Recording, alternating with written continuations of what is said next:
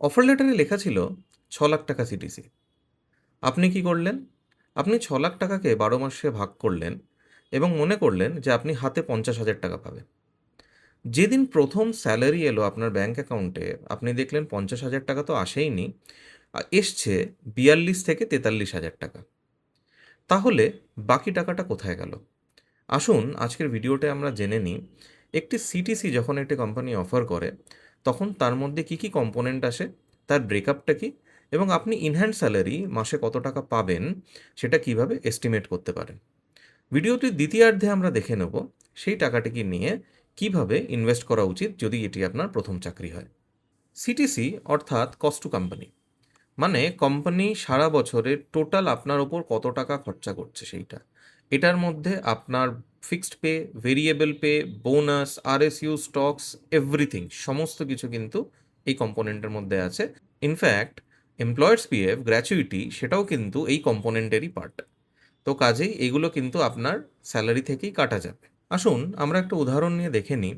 যদি কারোর স্যালারি 6 লক্ষ টাকা হয়, তাহলে তার মান্থলি হাতে কত টাকা আসবে।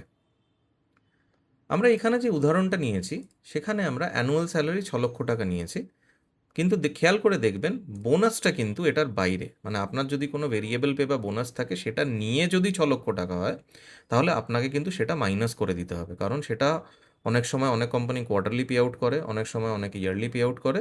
তো আমি কিন্তু এখানে আপনার ফিক্সড স্যালারিটা নিয়েই ধরে কথা বলছি। তো আমি এখানে কি ধরে নিলাম, রাদার বলাটা ভুল হবে, 6 লক্ষ টাকা আমি এখানে আপনার ফিক্সড স্যালারি ধরলাম, তার উপর 1,20,000 টাকা বোনাস, মানে 7.2 lakhs আপনার সিটিসি। সেটা নিয়ে আমরা কিন্তু ক্যালকুলেশনটা করছি। তাহলে অ্যানুয়াল স্যালারি আপনার 6 লক্ষ টাকা। এই অ্যানুয়াল স্যালারির মধ্যে ফার্স্ট যে কম্পোনেন্ট হবে সেটা হচ্ছে আপনার বেসিক পে। আপনার বেসিক পে আমি ধরে নিলাম 45% অফ দি অ্যানুয়াল স্যালারি হচ্ছে আপনার বেসিক পে। তাহলে সেটা দাঁড়ায় 2,70,000 টাকায়। এই 2,70,000 টাকা মানে মান্থলি আপনার 22,500 টাকা হচ্ছে গিয়ে বেসিক। এরপর হাউস রেন্ট অ্যালাউয়েন্স, যেটা 18% আমি এখানে ধরেছি। তাহলে 18% দ্বারা 1,08,000 টাকা, তাহলে মান্থলি আপনার 9,000 টাকা হচ্ছে হাউস রেন্ট অ্যালাউয়েন্স। তারপর অনেকের মেডিকেল, কনভেন্স, এলটিএ, কার, ইন্টারনেট, অনেকের অনেক রকম কম্পোনেন্টস থাকে। আমি এখানে এগুলোকে সব জিরো ধরেছি। যদি আপনার থাকে আপনি এখানে সেই স্প্লিটটাও হিসাব করে নিতে পারেন। এর পরের কম্পোনেন্টটা হচ্ছে প্রভিডেন্ট ফান্ড। প্রভিডেন্ট ফান্ডের মধ্যে দুটো কম্পোনেন্ট থাকে। একটা হচ্ছে এমপ্লয়ার্স পিএফ, যেটা কোম্পানি আপনার হয়ে জমা করে, আর দ্বিতীয়ত হচ্ছে আপনার contribution towards the provident fund, যেটাকে আমরা বলি এমপ্লয়িজ পিএফ। এমপ্লয়িজ পিএফ বা এমপ্লয়ার্স পিএফ বাই ডিফল্ট 12% থাকে, 12% অফ ইউর স্যালারি। তো আমরা সেই হিসাবটা নিয়ে করছি। তো আপনার যদি 6 লাখ টাকা অ্যানুয়াল স্যালারি হয়, তাহলে তার 12% হচ্ছে 32,400 টাকা। মানে মান্থলি এমপ্লয়ারের যে কম্পোনেন্টটা, মানে আপনি যে টাকাটা জমা করছেন, এমপ্লয়ারও একই টাকা জমা করে, কিন্তু মনে রাখবেন এই টাকাটা এমপ্লয়ার নিজের পকেট থেকে দেয় না, এটা কিন্তু আপনার পার্ট অফ সিটিসির মধ্যেই থাকে। তো কাজেই 2,700 টাকা মান্থলি এমপ্লয়ার্স পিএফ দাঁড়ালো। এবার তারপরে আসে হচ্ছে স্পেশাল। এই স্পেশালটা কি, আপনার টোটাল যে স্যালারি সেখান থেকে সমস্ত কম্পোনেন্ট বাদ দিয়ে যে পোর্শনটা পড়ে থাকে, সেটাকে স্পেশাল অ্যালাওয়েন্স বলে, অনেকে অনেকে বিওবি, কিটি অ্যালাওয়েন্স বলে। তো বিভিন্ন কোম্পানির বিভিন্ন টার্মিনোলজি আছে, বাট বেসিক ফান্ডা হচ্ছে সিটিসি মাইনাস বাকি যে কম্পোনেন্টগুলো আছে সেগুলোকে বাদ দিয়ে দিলে বাকি যে কম্পোনেন্টটা পড়ে থাকে, যেটা সম্পূর্ণ ট্যাক্সেবল, সেইটা আপনার স্পেশাল অ্যালাওয়েন্স হিসাবে এখানে ধরেছি, যেটা এই ক্ষেত্রে 1,89,000, যেটা মান্থলি আপনার আসে 15,800 টাকা। তাহলে আপনার যে গ্রস স্যালারি হবে, গ্রস স্যালারি হচ্ছে আম, আপনার basic plus HRA plus special, এই তিনটে মিলিয়ে যে টাকাটা আসবে সেটা হচ্ছে আপনার গ্রস স্যালারি। তাহলে আমার এখানে সিটিসি গ্রস দাঁড়াচ্ছে 567, মানে 5,67,600 টাকা। মনে রাখবেন এই যে স্পেশাল অ্যালাউয়েন্সে, এইখানে কিন্তু এমপ্লয়ার্স পিএফ কম্পোনেন্টটাও বাদ দেওয়া আছে, কারণ এমপ্লয়ার আপনার হয়ে জমা করবে, কিন্তু সেটা কিন্তু আপনার সিটিসি থেকেই আসবে। তো কাজেই সেই হিসাব করে দেখা যাচ্ছে আমার গ্রস সিটিসি মান্থলি যেটা আসছে সেটা হচ্ছে 47,300। তাহলে এই গ্রস থেকে নেট আসবে। গ্রস থেকে নেট কিভাবে আসবে, আপনার যা যা ডিডাকশান আছে সেগুলোকে বাদ দেওয়া হবে। ডিডাকশানস কী কী থাকে, ডিডাকশানস জেনারেলি প্রফেশনাল ট্যাক্স থাকবে, আপনার এমপ্লয়িজ পিএফ থাকবে, অ্যান্ড আপনার ইনকাম ট্যাক্স থাকবে। সেটি কত টাকা, আসুন দেখে নেওয়া যাক। তাহলে আমরা যেটা দেখলাম, 6 লাখ টাকা আমার হচ্ছে, 6 লাখ টাকা আমার স্যালারি, সেখান থেকে 75,000 আমি স্ট্যান্ডার্ড ডিডাকশন পাবো ইনকাম ট্যাক্সের ক্ষেত্রে। তাই আমার total yearly salary after for considered for income tax হচ্ছে 5,25,000 টাকা। আমি আগের ক্যালকুলেশন থেকে 47,300 টাকা আমার মান্থলি গ্রস পেয়েছি। এখান থেকে এবার আমি ক্যালকুলেশন করি। এটা হচ্ছে এমপ্লয়িজ পিএফ, 2,700 টাকা এমপ্লয়িজ পিএফ কাটবে, প্রফেশনাল ট্যাক্স 200 টাকা কাটবে। ইনকাম ট্যাক্স ক্যালকুলেশন আপনারা যদি করে দেখবেন 6,250 টাকা ইয়ারলি আসবে, কিন্তু এটা পুরোপুরি রিবেট হয়ে যাবে। এই রিবেটটার মধ্যে তাহলে আপনার টোটাল ইনকাম ট্যাক্স হচ্ছে 0। কাজেই তাহলে আপনারা হাতে কত পাবেন? আপনার গ্রস হচ্ছে 47,300 টাকা, মাইনাস 2,700 টাকা, মাইনাস 200 টাকা, মাইনাস আইটি মান্থলি, যেটা আপনার জন্য 0। ক্যালকুলেশন করে দেখবেন 44,400 টাকা আসবে। তো এইভাবে টোটাল সিটিসি থেকে আপনার মান্থলি নেট ক্যালকুলেশনটা হয়। এবার আসল কথায় আসি। আপনি স্যালারি পেয়ে গেছেন। এবার স্যালারিটা নিয়ে করবেনটা কি? ইউটিউব খুললেই আপনি দেখবেন প্রত্যেকে বলছেন এসআইপি করো, এসআইপিতে কম্পাউন্ডিং করো, যত তাড়াতাড়ি শুরু করবে তত বেটার। 100% এগ্রিড। কিন্তু এসআইপি শুরু করার আগে কয়েকটা জিনিস মাথায় রাখলে আপনাদের ফাইন্যান্সিয়াল স্টেবিলিটি আরও বেটার হবে। প্রথম তার মধ্যে এমার্জেন্সি ফান্ড। আজকের ডেটে দাঁড়িয়ে আপনারা শুনছেন চারিদিকে লে অফ হচ্ছে এআই এর কারণে, জব মার্কেটে আনস্টেবিলিটি হয়ে গেছে। তো চাকরি যখন তখন আপনার চলে যেতে পারে। আপনাকে একটা এমার্জেন্সি ফান্ড সবসময় হাতে রাখতে হবে। কারণ আপনার যদি চাকরিটা চলে যায়, আপনার যে খরচা মান্থলি, সেই মান্থলি খরচা আপনাকে এনশিওর করতে হবে যে মিনিমাম 6 মাস আপনি যাতে স্যালারি ছাড়াও একদম সুষ্ঠুভাবে নিজের লাইফকে লিড করতে পারেন। কারণ মোটামুটি আজকের ডেটে যদি জব যায়, আমরা ধরে নিতে পারি যে মোটামুটি 6 মাসের মধ্যে একটা কিছু হতে পারে। কারণ 1 মাস 2 মাসের মধ্যে কিন্তু আজকের ডেটে করা প্রায় অসম্ভব। কাজেই সবসময় একটা এমার্জেন্সি ফান্ড রেডি করবেন। কিভাবে রেডি করবেন? টাকাটা রাখবেন কোথায়? আমি বলবো কিছুটা ফিক্সড ডিপোজিট রাখতে পারেন, কিছুটা রেকারিং ডিপোজিট রাখতে পারেন, অথবা আপনার যদি মিউচুয়াল ফান্ডে রাখতে ইচ্ছা হয় কিছুটা লিকুইড ফান্ডেও রেখে দিতে পারেন। এগুলো সব ডেট ইনস্ট্রুমেন্ট। দ্বিতীয়ত, হেলথ ইন্স্যুরেন্স। অফিস তো আপনাকে একটা হেলথ ইন্স্যুরেন্স দিচ্ছে, কিন্তু ওই যে আবার বললাম, আপনার চাকরিটা যদি না থাকে, হেলথ ইন্স্যুরেন্সটা কিন্তু থাকবে না। এবং আপনি যদি আপনার বাবা মা এবং অন্যান্য বাড়ির লোকেদেরকে সেই হেলথ ইন্স্যুরেন্সে অ্যাড করে নেন, তাহলে আপনি একটা মেন্টাল সিকিউরিটিতে থাকতে পারেন যে আমার যদি অফিসের থেকে ভগবান না করুক চাকরিটা যদি চলেও যায়, আমার বাইরের হেলথ ইন্স্যুরেন্সে কিন্তু আমাকে সবসময় কভার করে নিচ্ছে। এবার কেন আমি একটু আর্লি করতে বলছি?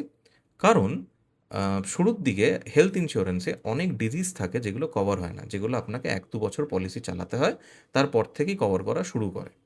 তো আপনার যদি একদম শুরুর থেকে হেলথ ইন্স্যুরেন্সটা করা থাকে, তাহলে আপনার 1-2 বছরের মধ্যে সেই কভারেজগুলোও কিন্তু চালু হয়ে যাবে।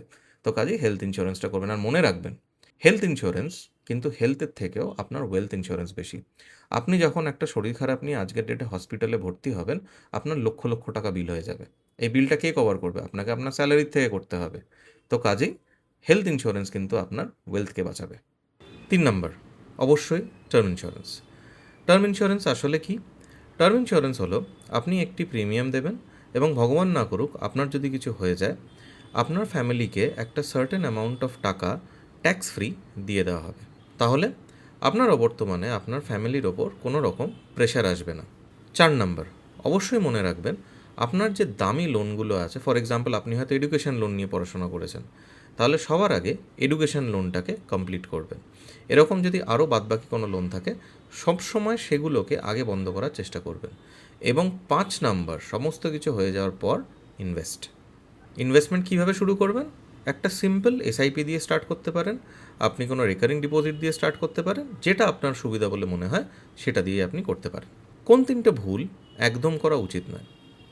আসুন এই সেকশনটিতে আমরা কথা বলবো 3টে ভুল যেটা আমি আমার জীবনেও করেছি, করে ভুগেছি, এবং ওই জন্য আমি আপনাদেরকে আজকে বলছি আপনারা এই ভুলটা করবেন না। ফার্স্ট অফ অল, কোনো ইন্স্যুরেন্স প্রোডাক্টকে আপনারা ইনভেস্টমেন্ট হিসেবে কিন্তু ভাববেন না। আপনি চাকরি পেয়েছেন জানলেই আপনার ফ্যামিলির মধ্যে কোনো রিলেটিভ বা পাড়া প্রতিবেশীর লোকজন দেখবেন আপনার কাছে চলে আসবে, চলে এসে বলবে অমুক কোম্পানির অমুক প্ল্যান একটি ইন্স্যুরেন্স বেরিয়েছে, সেই ইন্স্যুরেন্স প্ল্যানটা আপনারা নিয়ে নিন, আপনারা যদি মাসে মাসে জমান বা বছরে বছরে জমান আপনারা লামসাম একটা অমুক টাকা পাবেন। কিন্তু মনে রাখবেন ইন্স্যুরেন্স অ্যান্ড ইনভেস্টমেন্ট কিন্তু আলাদা প্রোডাক্ট। ইন্স্যুরেন্সকে কখনোই ইনভেস্টমেন্ট হিসেবে নেবেন না। ইন্স্যুরেন্স করতে গেলে আলাদা ইন্স্যুরেন্স নেবেন, ইনভেস্টমেন্ট করতে গেলে আলাদা ইনভেস্টমেন্ট নেবেন। এই ভুলটা আমরা প্রত্যেকেই করে থাকি এবং পরে ফিউচারে গিয়ে আমরা বুঝতে পারি যে হয়তো অন্য প্রোডাক্ট নিলে আমরা বেশি ভালো করতাম। 2 নম্বর, দ্বিতীয় মাস থেকেই ইএমআই। মনে রাখবেন ইএমআই হচ্ছে আপনার ফিউচার স্যালারিকে খরচা করায়। কাজেই যেটা একান্ত প্রয়োজন সেটি ছাড়া কখনোই ইএমআইতে কোনো প্রোডাক্ট একেবারে দ্বিতীয় মাস থেকে কিনে নেবেন না। তাহলে কি হবে, না হলে একটা বড় ফাইন্যান্সিয়াল বার্ডেন আপনার উপর চলে আসবে। 3 নম্বর, আপনার মাইনে বাড়ছে বছর বছর, কিন্তু আপনার সঞ্চয়টি বাড়ছে না। এটা কেন হয় না, কারণ মাইনে বাড়ার সাথে সাথে আমাদের লাইফস্টাইলও বাড়তে থাকে। কাজে আমি যেটা বলবো, আপনাদের যখন মাইনে বাড়বে তার একটা সার্টেন পার্সেন্টেজ অবশ্যই ইনভেস্ট করবেন এবং তারপর বাকিটা দিয়ে আপনারা খরচা করবেন। আর যেটা কেউ বলে না, আপনি এত বছর কষ্ট করে পড়াশোনা করে চাকরিটা পেয়েছেন, অবশ্যই নিজের জন্য কিছু খরচা করুন, অবশ্যই মা বাবার পিছনে কিছু খরচা করুন, মা বাবাকে নিয়ে যান, ঘুরতে নিয়ে যান, কোনো সিনেমা দেখতে নিয়ে যান, নিজের পিছনে খরচা করুন একটা certain percentage of the income. মানে ধরুন আপনি মনে করলেন যে আমি আমার ইনকামের 20% বা 30% নিজের ওপর খরচা করব, নিজের ফ্যামিলির ওপর খরচা করব। অবশ্যই করুন, আপনার মাইনে আপনি খাটছেন, অবশ্যই সেটা আপনার প্রাপ্য। সেটা করে বাদবাকিটার ওপর আপনারা সঞ্চয়ের দিকে মন দিন, যাতে ফিউচারে, কারণ আপনার বয়স এখন কম, যত বয়স বাড়বে আপনার ফ্যামিলি বাড়বে, আপনার মা বাবার বয়স বাড়বে, আপনার লায়াবিলিটিস বাড়বে। এবং আপনি যদি খেয়াল করে দেখবেন, আমার অন্যান্য ভিডিওতে আমি বলেছি, যত আর্লি স্টার্ট করবেন তত বেটার, তত কম্পাউন্ডিংয়ের মজাটা আপনারা পেতে পারেন। তো কাজেই কিছুটা খরচা করবেন অবশ্যই নিজের পিছনে, নিজের ফ্যামিলির পিছনে, এবং বাদবাকিটি ইনভেস্ট করে দিন। তাহলে এই ভিডিওটিতে আমরা কি জানলাম, সিটিসি আর ইনহ্যান্ডের মধ্যে কিন্তু বেজায় অনেক ফারাক আছে, অনেকগুলি কম্পোনেন্ট মাইনাস হওয়া যায়। কিছু কাজ যেটা আপনারা করবেন, অবশ্যই টার্ম ইন্স্যুরেন্স নেবেন, হেলথ ইন্স্যুরেন্স নেবেন, আপনার যদি কোনো ইএমআই থাকে সেগুলোকে ক্লোজ করবেন এবং তারপরেই গিয়ে ইনভেস্ট করবেন। 4 নাম্বার, কোথায় কীভাবে ইনভেস্ট করবেন সেগুলোর জন্য তো আমার চ্যানেলে আরও নানান রকম ভিডিও আছেই, আপনারা যেখানে মনে করেন আপনাদের সুবিধা ইনভেস্ট করতে সেখানে ইনভেস্ট করবেন। আর কিছু ভুল অবশ্যই করবেন না, কোনো ইন্স্যুরেন্স প্রোডাক্ট ইনভেস্টমেন্ট হিসেবে ভাববেন না, কোনো বড় ইএমআই সাথে সাথে নিয়ে নেবেন না চাকরি পাওয়ার পরেই। আর 3 নাম্বার হচ্ছে, মাইনে যখন বাড়ে তার সাথে সাথে কিন্তু আপনার সঞ্চয়টিকেও বাড়াতে হবে। কমেন্টে অবশ্যই লিখে জানান আপনার প্রথম স্যালারি কত ছিল এবং সেই স্যালারি নিয়ে আপনারা ঠিক কী করেছিলেন। আমি কিন্তু প্রত্যেকটি কমেন্ট পড়ব এবং তার উত্তরও দেব। নমস্কার, ভালো থাকবেন, দেখা হচ্ছে আরেকটা ভিডিওতে।